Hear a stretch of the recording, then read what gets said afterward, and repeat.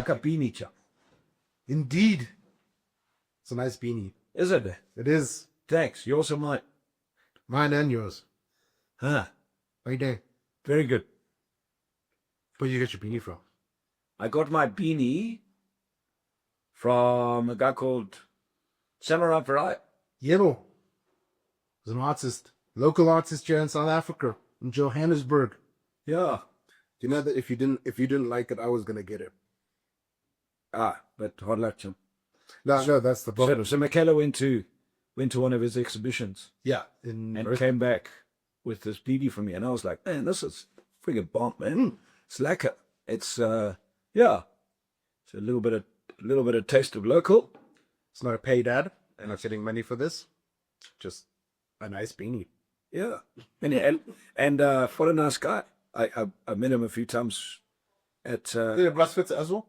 High Rocks. Harrow. The High Rocks ambassador. Oh, damn. Yeah, so it's not only is he a good artist, he's freaking fit to boot as well. Ex-Kes boy, the machine ex-Kes boy, I think, because he knows Chris. Yeah, so anyway, that's where I got my beanie from. All right.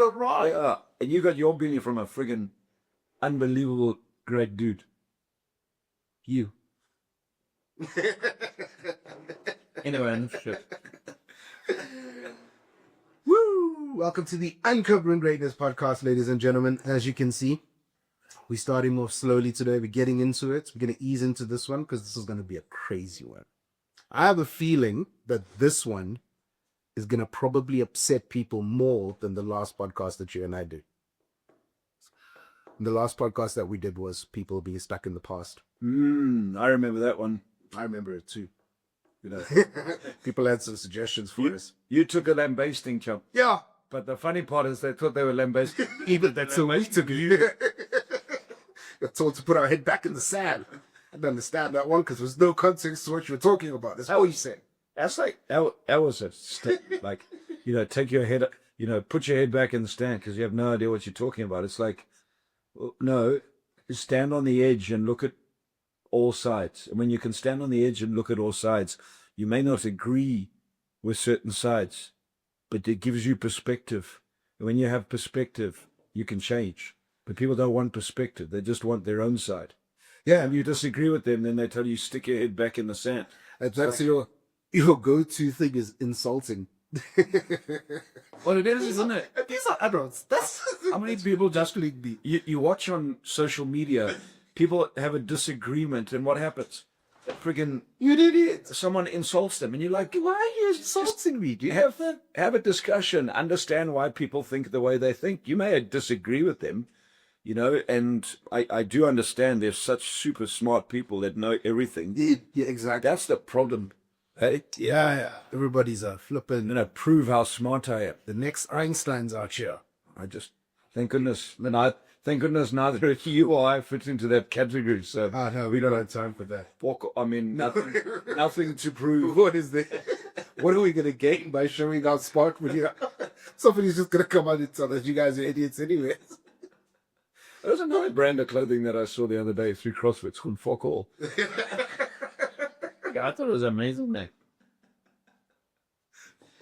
Oh, man. That is a big thing. Anyway, Did you see, I don't know if you know, that what today's Powerball jackpot is at? I have no idea, chum, because I don't play Powerball. Well, I know it because there's a big sign on the highway when I'm driving. So what? 100 million rand. 100 million rands. 100 million rand, and I bet you the Powerball tickets went up. Probably. And there are Probably soared through the roof. many people that are hoping that they are going to win the Part-time.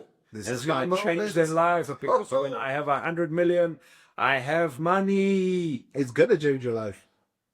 Not in the way that you're wanting it to, though. That's just my take. I think that's become my realization. It's like having that amount of money is not, it's never really been a goal. Well, I'm not saying I wouldn't want it. Yes, I would. But like winning it wouldn't be the same as earning it.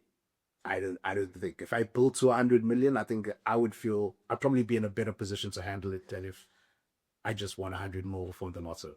Well, so that brings in a really interesting question.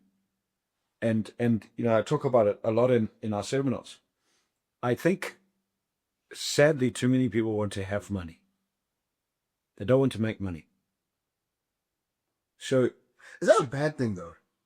want to have money. To want to have money. No, there's nothing wrong with wanting to have. But in order to have, you have to do.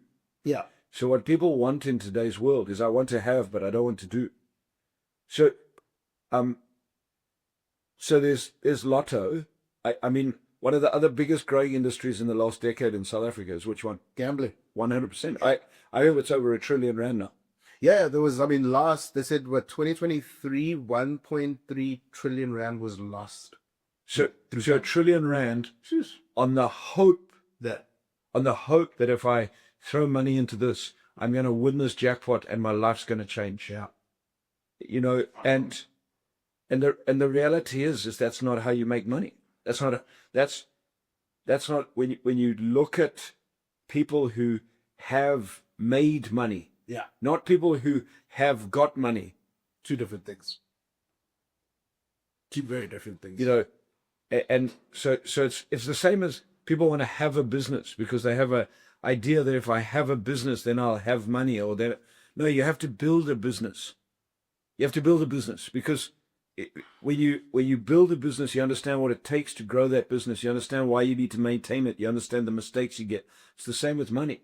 When you learn how to make money, then you have money. Did you know that South Africa, I actually saw the stat last week, that South Africa is amongst one of the countries in it's in the top 5, I think, countries in the world that had that, where people have said that they have a fear of starting a business because it will fail. Yeah. It's just the fear of it failing. It's not, they don't have any other concepts. So I was at an event over the weekend. And one of the speakers was talking about why people don't start businesses. One of the biggest is the fear of failure. Yeah. The other is the lack of knowledge. Another one is the fear of insecurity. Well, when you have a job, you have some perceived false security. Okay. Is that every month I get paid? Yeah. So it's that step, that risk to create, where you make it creates uncertainty and insecurity. And the other one was access to capital and lack of money to start a business. Well, you know my views on that. That seems like it's that's also something that's come up a lot in terms of like what I've been researching and seeing a lot, especially around entrepreneurship in Africa. It's huge. I can't have business. I can't have it because I don't have money. No one will give me money To start the business. No, you you don't need money to start the business. No. You need to learn to make money to start the business. Yeah.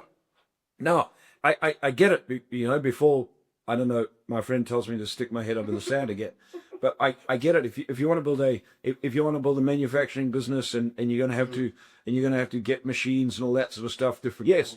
Well, yes, you need access to capital to buy all the machines. But if you have no access to capital, you don't know people that have money, your credit rating's not good enough to go borrow money. Well, guess what?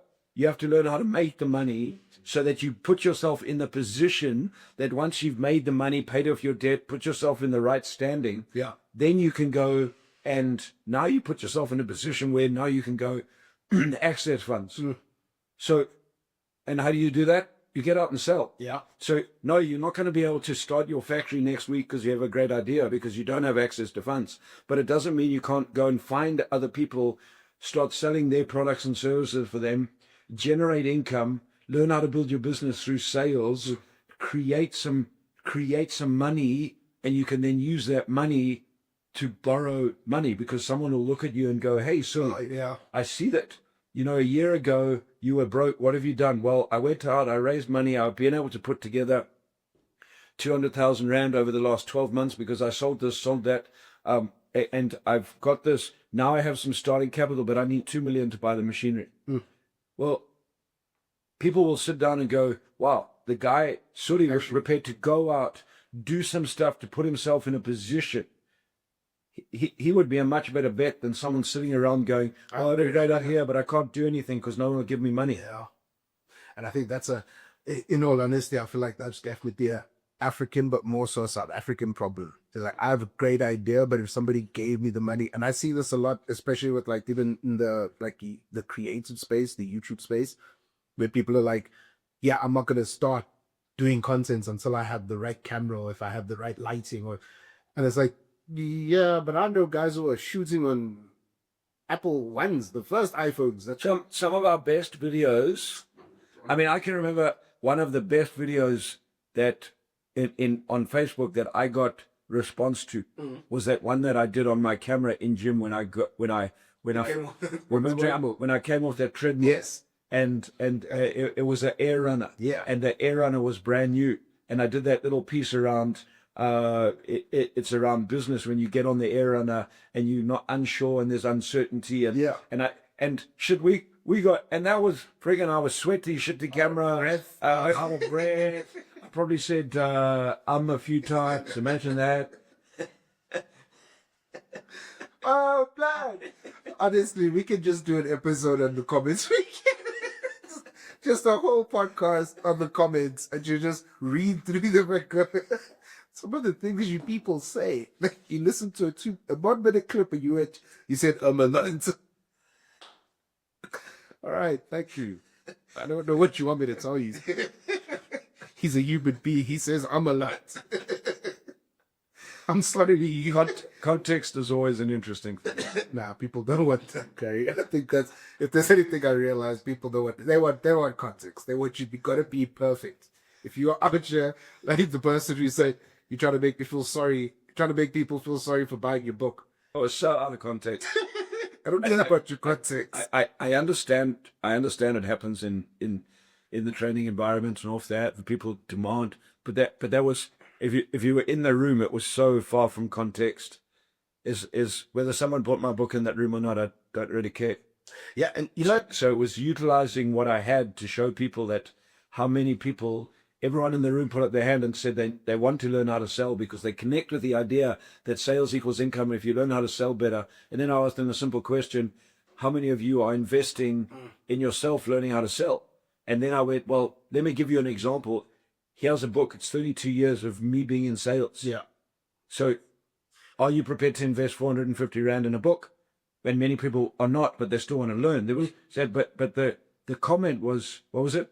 I am making people feel guilty so that they can buy my book. No, I'm making people think in their mind, if sales is the most important thing, and I'm not investing in learning how to sell, how am I ever going to make friggin' money? Yeah, you're not. Because the same people will take up soccer or golf or some hobby, and guess what? They'll go sign up to a course or buy a book on learning how to do the hobby that'll put absolutely zero money in their pocket, but it'll make them feel good because now they can play a sport, but they're not investing in the core fundamental of what they want to learn, which is to make money. Yeah, and I think that for me, that it's interesting because that video actually ties in so well to what we're talking about here, is that most people want to have money, but you don't want to learn how. Even having it, most people don't even want to learn how to have it. No, they just want to have it. They just want to have it, right? People are waiting to have money. I mean, all around the world. I mean, it's not an African thing. Looking in America and Europe, there's this big push for a universal salary, so everyone can just be paid, so they can just have money to live. Where's it going to come from? That's a fine question. It's going to come from taxes, but who pays taxes? The people that are out building businesses. So the people that are creating stuff in the world, businesses, people that are employees who are adding value, who go to work every day, who are doing what we're designed to do, which is actually to work. That's how I believe we're designed as human beings. We're designed to add value, to create stuff and to add value to society. And we do that by working.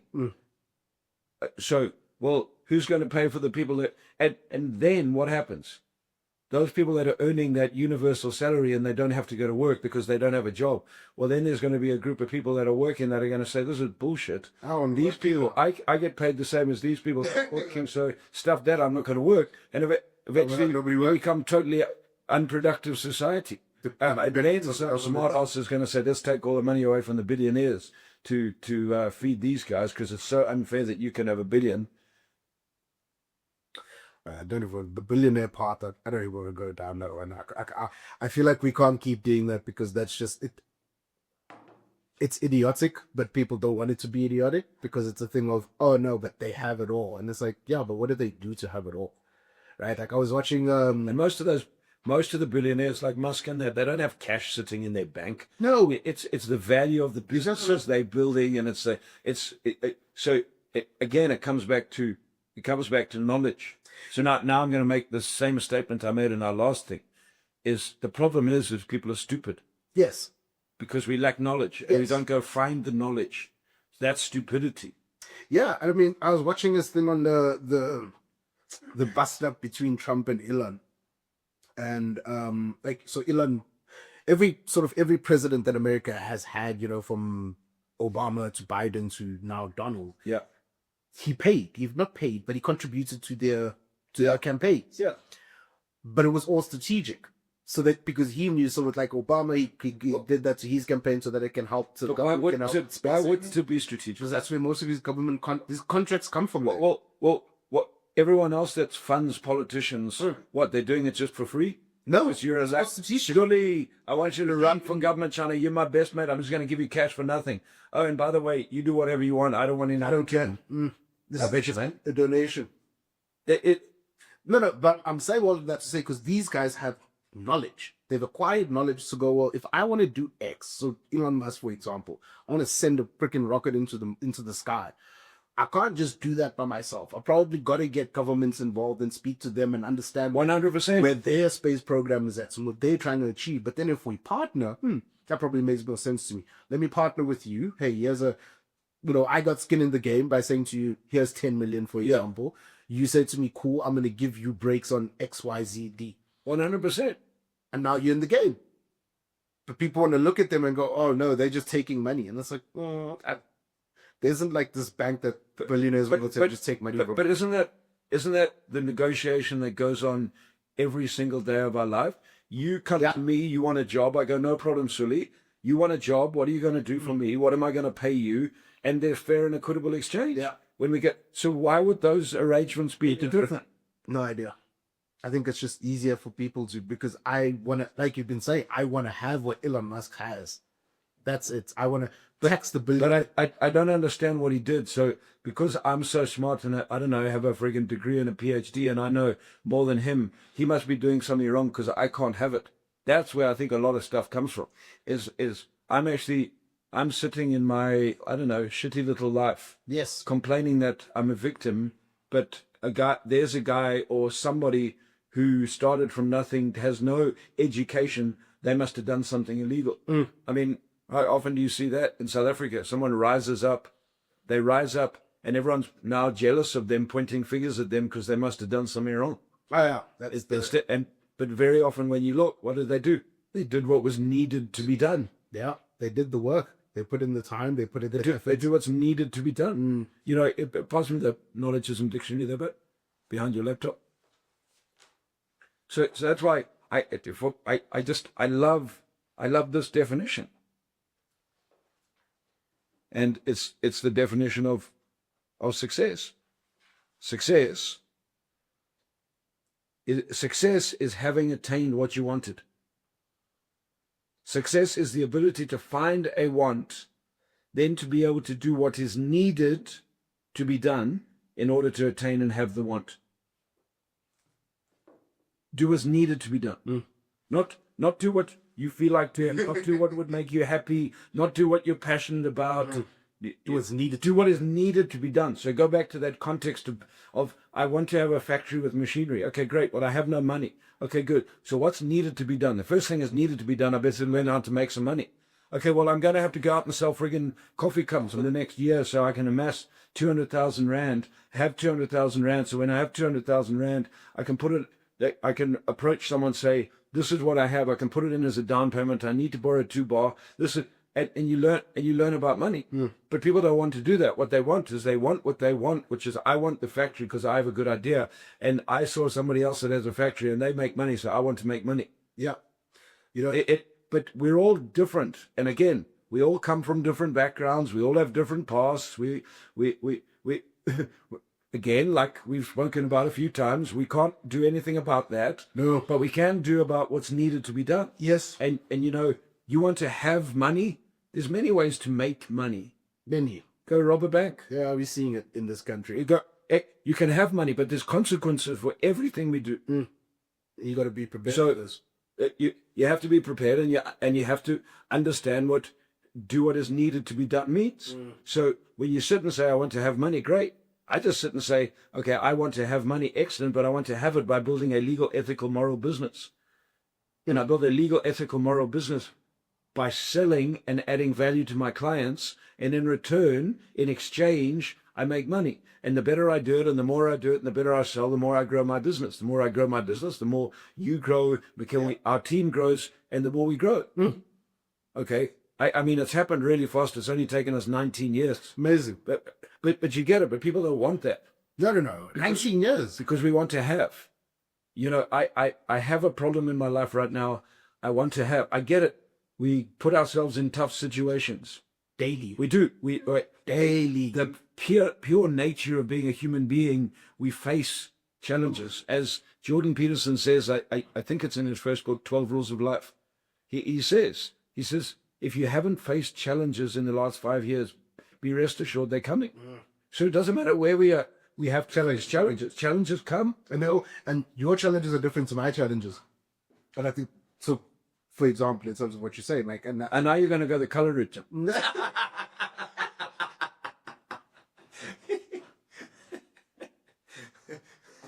I have to, for my people.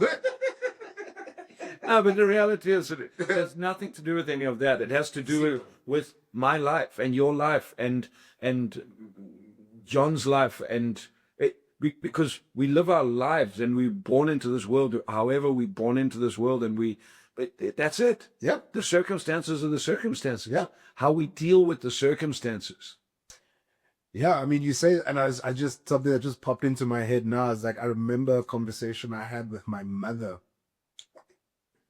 My mother was one of the first black female exporters in South Africa. She started her business in 1997. And she was highly successful. Highly successful. And it just happened overnight. Yeah. And it happened overnight because someone gave her a lot of money and Everybody just felt so. said, you're such a lacquer person here, have some money. Yeah. No, she started with nothing. Nooks. She started with nothing. She leveraged what she had. What did she have? She had a connection to Mozambique. She did.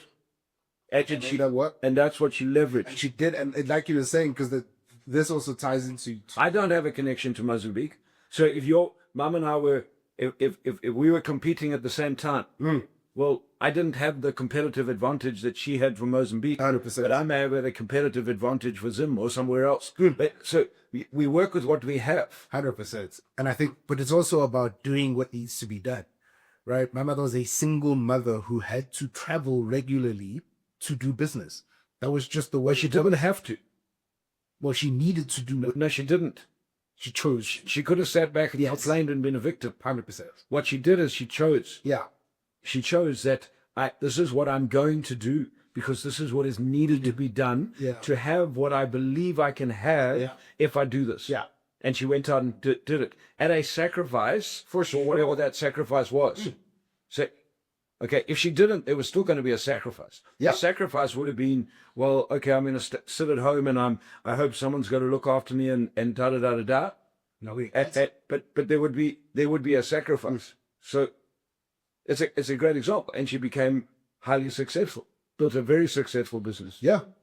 I mean, I think that's the thing, because I then think back to, like, I think it was just after COVID. You didn't have to do what you did in terms of, I need to get on a plane and go to Zim. You could have picked up the phone, you could have sent some emails, you could have WhatsApped some people, some people that that you could have done that. Yeah, well, 100%. But you got on a plane and you said, I need to go there and I need. Now someone's going to say, oh yeah, but you must have had money. Well, no, we didn't have a lot of money because during COVID nearly crippled us. We had a training business, we had a venue. But the reality was when we pulled out of COVID, we had to do what was needed to be done. We got some money and I made a decision, and I said to you guys, I'm going to Zim. Yeah. You guys said, why? I said, because I'm going to see some of my old clients from past COVID. and I'm gonna see what we can resurrect. There's no guarantees. Zero guarantees that was going to work. I arrived back in Zim, started seeing some of my old clients, started visiting some stuff, got that going, came back here. At the same time, we started, and that's where we started Circle of Influence. We had no circle. You said, hey, I mean, what did you say? We've always done free events. Why don't we do this breakfast?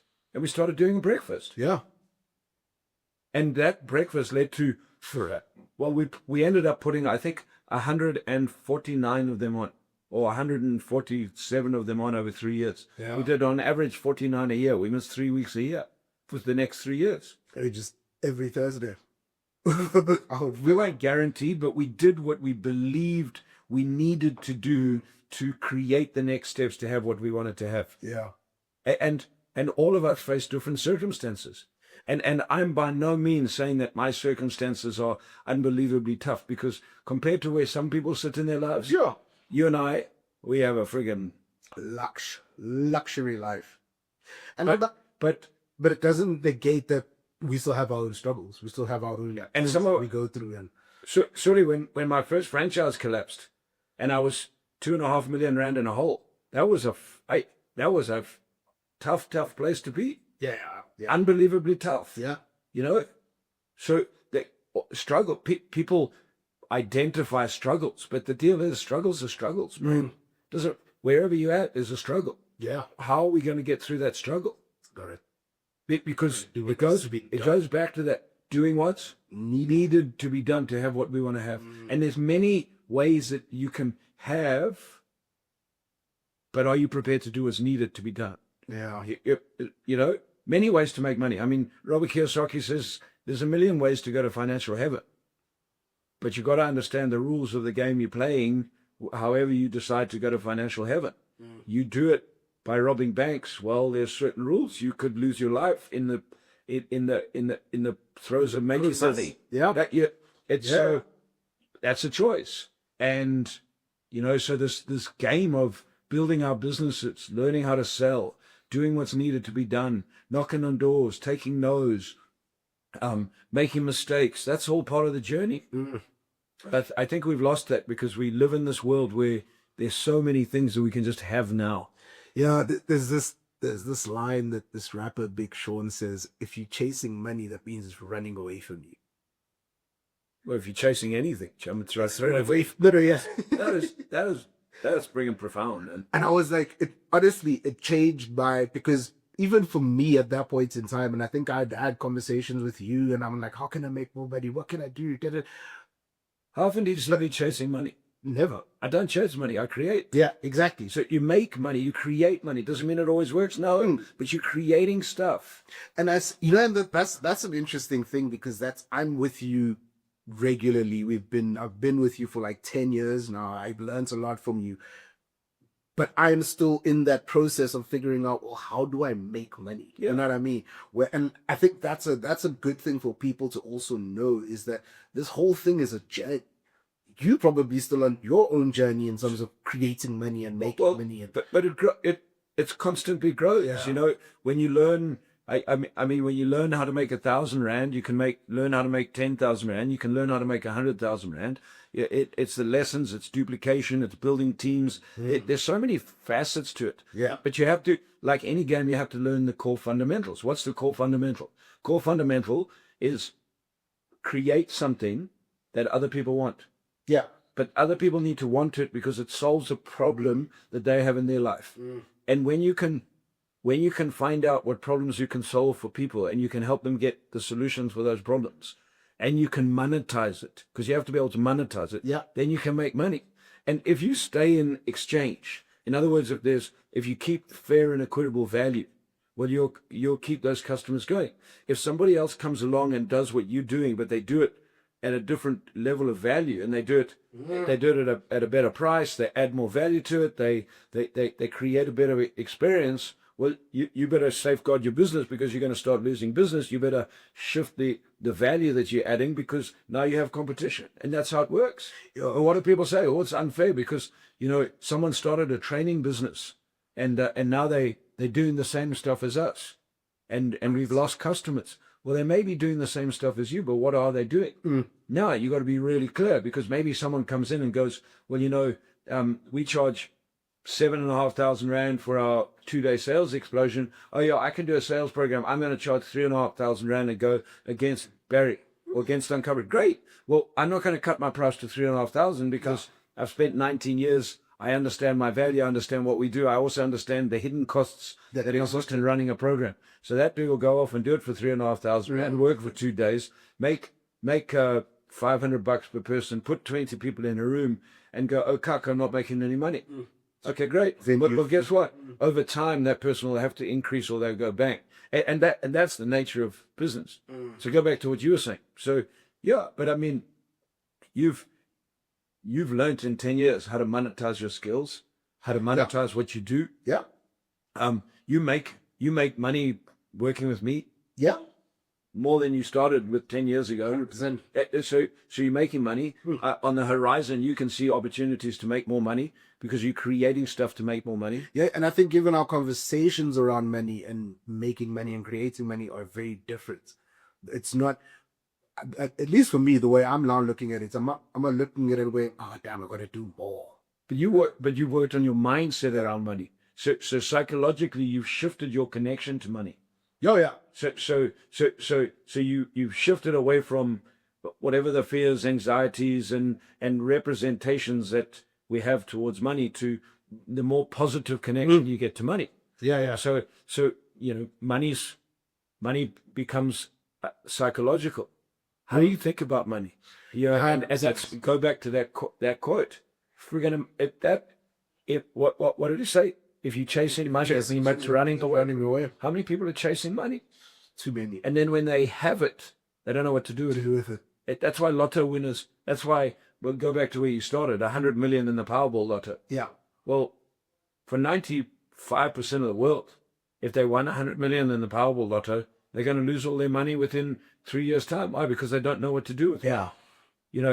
And that's also the crazy thing. I mean, you say it a lot, in especially at like Sales Explosion. But so I've started to think about it more. You don't see rich people playing the lotto because, I mean, they would know what to do with that money if they were to get it. But they also know how to create that type of money if they needed it. But they also they might play it like, hey, there's 100 ball lotto. Yeah. I'll go on to FNB and I'll do my bit. Well, it's just, but there is no expectation 100% to change my life. Yeah, I'm not banking everything on this. Where people are like, I can never miss the lotto because one day I'm going to win the lotto, and when I win the lotto, my life's going to change. Yeah. People that make money, they're not sitting there waiting for the lotto to come in. Yeah. What they're doing is they're doing what's needed to be done to build businesses, increase their jobs, invest, do all that sort of stuff to make money and create wealth.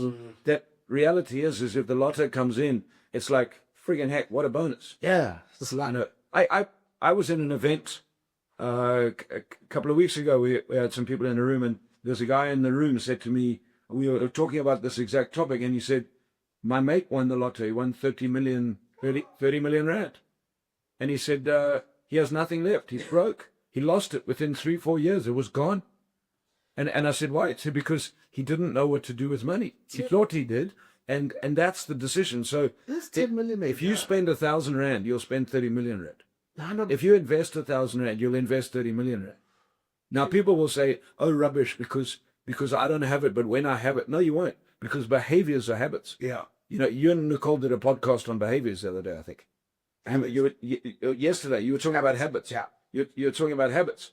So you will, habits are habits. Yeah. If you are prone to spending money, you will spend money. So whether you have 1,000 Rand, 100,000 Rand, or 1,000,000 Rand, you're going to spend it. You will do what you habitually do. Yeah. And I mean, that's until you change that habit. Yeah. That's why I love the first story of the psychology of money of the guy who was a janitor, worked as a janitor for 20 years. Yeah, he finished with it. He has finished with $4.5 million in the bank. And his children knew nothing about it. Zero about it. And they all I think they got $1 million to share amongst themselves, and he donated the rest to the local hospital and the local library.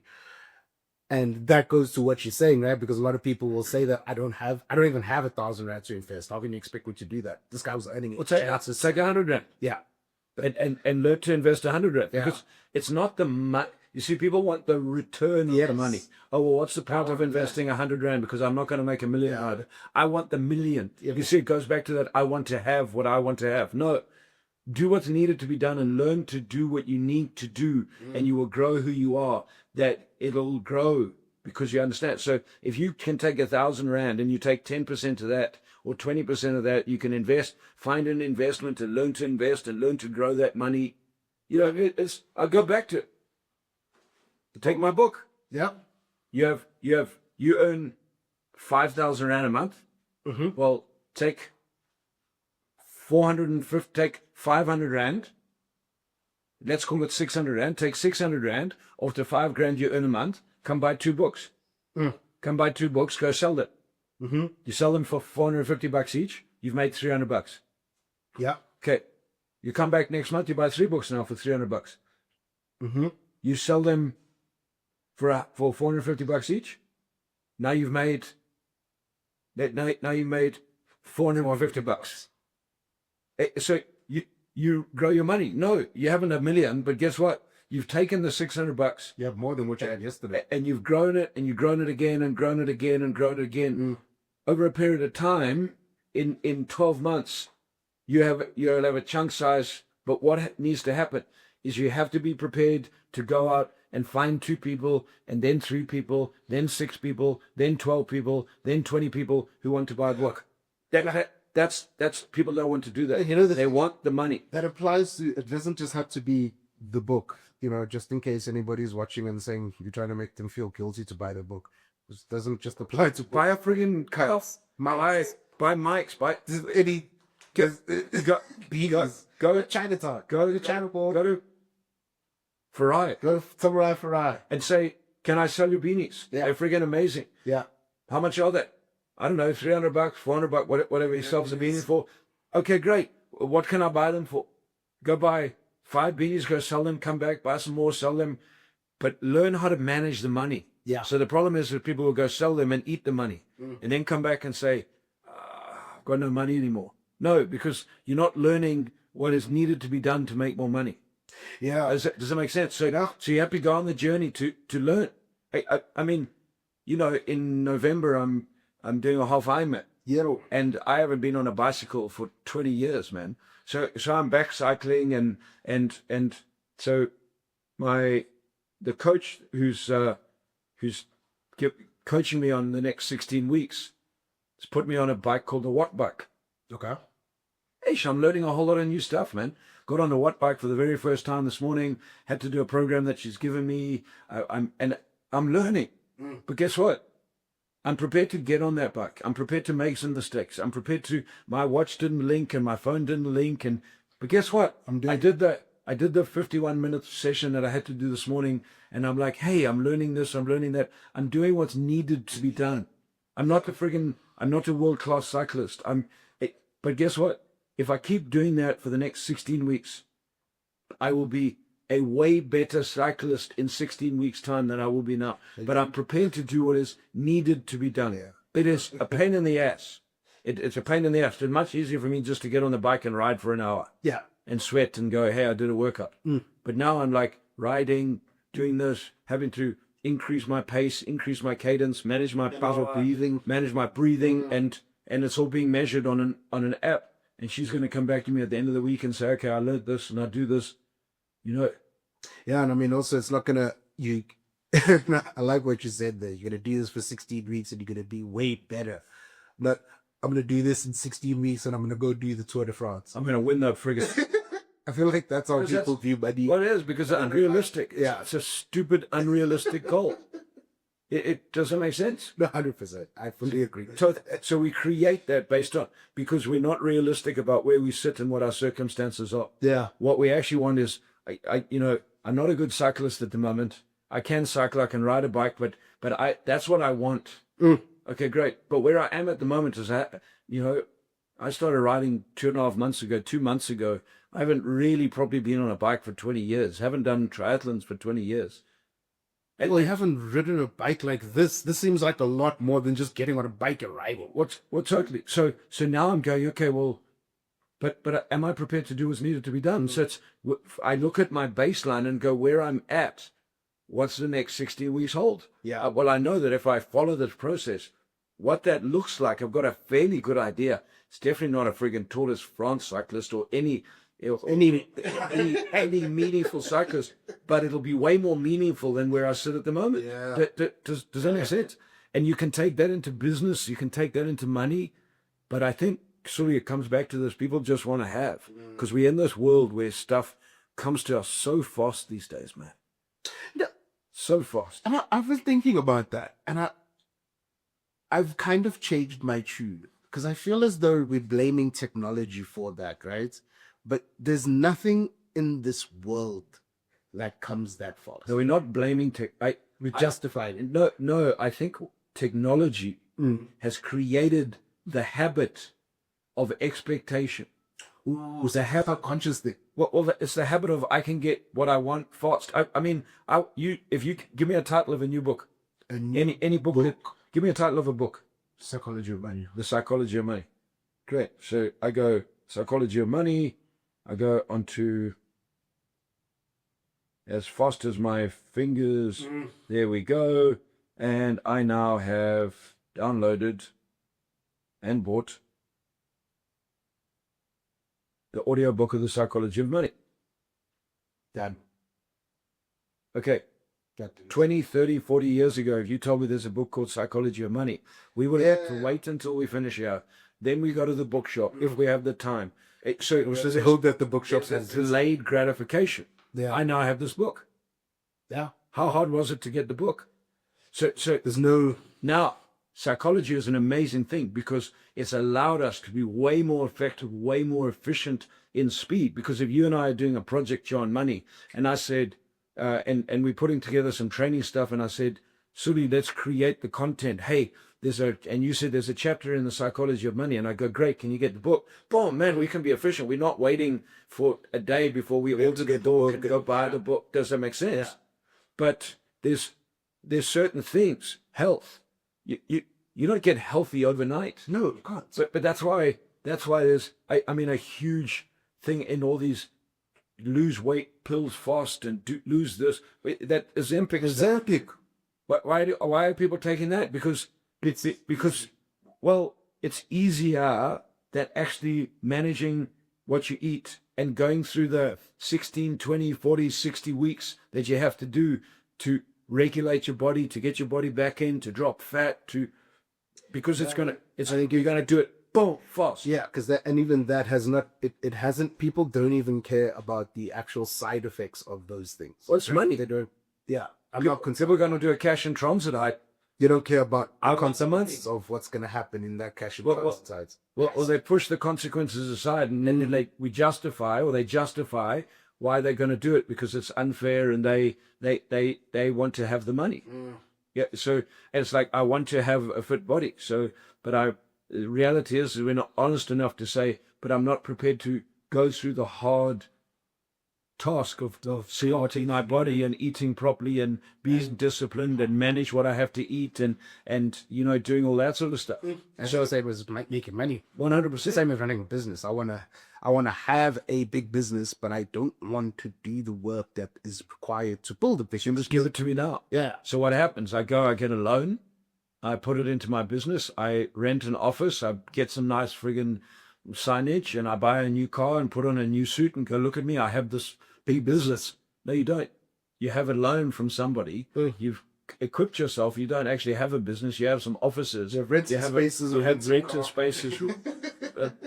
A business registration, and that's what it is. Yeah. So you have to build the business. Nobody wants. People don't want to do that. So and those are, and I think you're right. It's because there's the real things in life take time to build. How do you have a great marriage? You stay married and you work through the shit. Would you agree with that? Yeah. How do you build a great marriage? You work through the turmoil that comes. You acknowledge the good times. You grow yourself. Your spouse grows herself. But you have to work through it. And over time, if you're prepared to work through it and do what's required to build a good relationship, you'll have a good marriage. I always find it fascinating. People would take that advice, but they won't take the advice of you saying, you want to build a good business, a big goal. You want to build a good business. Do A, B, C, D, E. They won't take that advice, but they'll take the marriage advice. And I'm like, but it's the same principle. Will they take the marriage advice? No, it's more. It's All the ancient people that one thing's fast in all their life. well, you're never gonna have a good marriage in a year. No, I get that. No, what happens? People get married, they have a really good marriage because they're still in the euphoria of being in love, and then it gets tough and I can't handle this anymore, and then they get divorced. Yeah, because there's no money. And you're like, Because you don't want to work for the money, just like you don't want to work for what your happened? age. You guys were so in love, and I went to your wedding. You were amazingly in love, and you were going to stick together forever. And now you're a year and a half, 2 years down the line. Now it's done. Yeah. Oh no, but no, because what happens is the euphoria of I just get just like business. Yeah. You start a business, you're all excited, friggin' heck, things start happening. You understand there's a little bit of toughness, but you prepare to deal with it. And I tell you, 1.5, 2, 3 years into it, and it's like, this is shit. Hey, this is friggin' grind. I didn't want this. I didn't sign up for this. And we see that a lot with like how do I put this? We see this a lot with the honest business owners that come into our rooms. Like I've paid attention to a lot of the business owners that come into a sales explosion and are honest. Not like the guys who will say, I've been doing this for 50. Because actually you can see and feel the anguish that these people have gone through. And they've gone through and embraced a level of pain. And they're still and they keep going, and they're at this seminar. And I'm like, you've had a business for 15 years. And you still want to keep going. You still 100% doing this. You still want to keep pushing through. But then the difference between, and not all startups, but how many people come into our roots and go, son, man, I've got this new business. I don't need this. I'm just going to do this. I have a great idea. And within a year, I'm going to be a multimillionaire. So what's this mindset? I remember the two young guys who came in, the two marketing guys. Yeah. And like that came in and they're going to come to sales explosion. But when you can just tell that you're too smart and exactly that you are a startup, you're in the euphoria, they're going to get into the marketing space. And I was like, okay, you're going to get into the marketing space in this country. In South Africa. Yeah. You know how many marketers there? I think we're more marketers than taxi drivers in South Africa. But what it is that euphoria of, I have this great idea, we do marketing better than anybody else. Correct. And then guess what? AI came along and said, hey, I can do all of that in 5 minutes. What you got? I thought euphoria took away the Vaseline. Sorry. There's no baby oil for that one, yo. That's a stinger. And how do you get through that? Yeah, you got to be big enough to grow and get through. Yeah, and I think that for me, I'm just looking around at like business owners like you, business owners like Gary here, who aren't when I say aren't getting fixed, and I say that people who are going, I'm going to keep running my business in spite of AI. Sure. A lot of people are going, AI is going to take jobs, AI is going to do, and I'm going, but so what is AI going to stop you from actually knocking on doors? I think like anything, Suli, you got to be aware of what's happening in technology. Because you're aware of where it can come. I'm very aware that maybe in the next, I don't know, because technology moves so fast. Yeah. Maybe in the next 5 years, trainers will be able to, and you're starting to see it now, with these lifelike holograms. Is that I'll be able to stand in here and hologram myself into a sales explosion in great. Okay, that's cool. But the reality is, if there will be a market for that. But on the other side, I also believe that there will still be a group of people that actually want to be live and in person with somebody because that's a totally different game. Because then doesn't matter how good the hologram is, you're sitting there and the person that's in front is not real. Yeah. So now, I mean, another comment that we had was, surely this can be put online. And when the person said, surely, I went, oh, okay, so you really found value in this, but you're too lazy to come into a room. And I'm there. I'm being an ass. So yeah. But it can be done on. So the deal is lazy or I don't see the value in flying to Joburg. For sure. If wherever I am. From, yeah. Why do I teach what I teach? Why did I connect with Blair Singer? Why have I taught Robert Kiyosaki stuff? Because 19 years ago, I got on a plane and went to the States to go on a course. But Yeah. so because that was what was needed to be done. Now the reality is if you get value from what I teach and it's not online, but you really want to learn from me, well, guess what? Get on a plane, come to Joburg and come learn. That's the cost. But what people will do is they'll negate that cost. Yeah. Yeah, well, I would if it was in our town. Well, guess what I've also learned is those people that say, if you bring it to our town, we'll come. there. Those are the people that aren't there. Nope. So what happens is you now go change your whole model and go, oh, no. So, Yeah. so the deal is, could we go online? Of course, we did the whole of COVID over online. And that's the reason we're not online. Because, and also, when you don't have the context of how I teach in a room, It's easier to say because it's not. a short little video clip is content. Yeah. But when you spend 2 days with me in a room or 5 days with me in a room, you understand the power of experiential learning versus content learning. And so again, we go back to the difference in understanding the context versus the content. That'll be another episode for another day. So, What I know thoughts. yes, if you want to have what you want to have, you have to do what is needed to be done to get what you want to have. And there's many ways to get what you want to have. They all come with costs and consequences. Weigh it up. If you want to have money, well, you can buy a lotto ticket. You can rob a bank. You can build a business.